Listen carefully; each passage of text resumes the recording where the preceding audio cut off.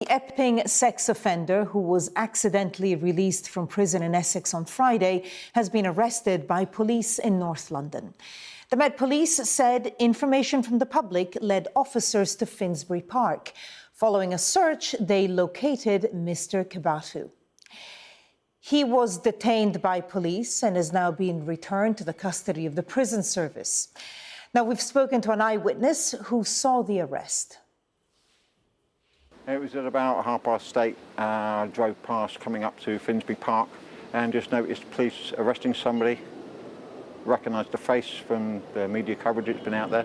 And yeah, it seemed there was no fuss, there was no aggravation there at all. He seemed very calm, willing to accept that, he'd been rearrested. There wasn't really a crowd. Well, I'm glad he's been caught. Luckily, he didn't do anything else during the time that he was free. Our national correspondent Tom Parmenter is at the scene of the arrest in Finsbury Park. It was a tip-off from a member of the public who recognised Hadush Kebatu from the intense publicity that there has been since Friday afternoon when he was mistakenly released from Chelmsford prison.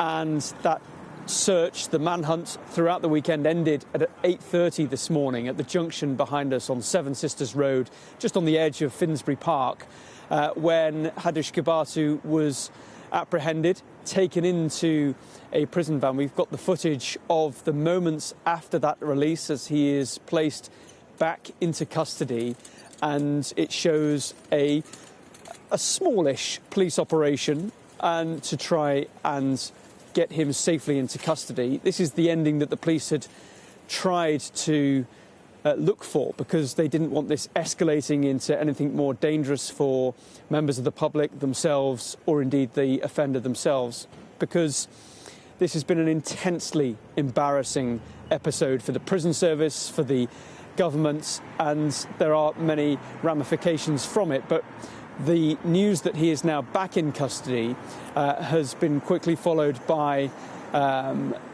a statement from the Prime Minister, Keir Starmer, who has said that this must never happen again and that there will be a full and thorough investigation as to how this was allowed to happen on Friday afternoon and how he was just popping up in different locations in and around East London.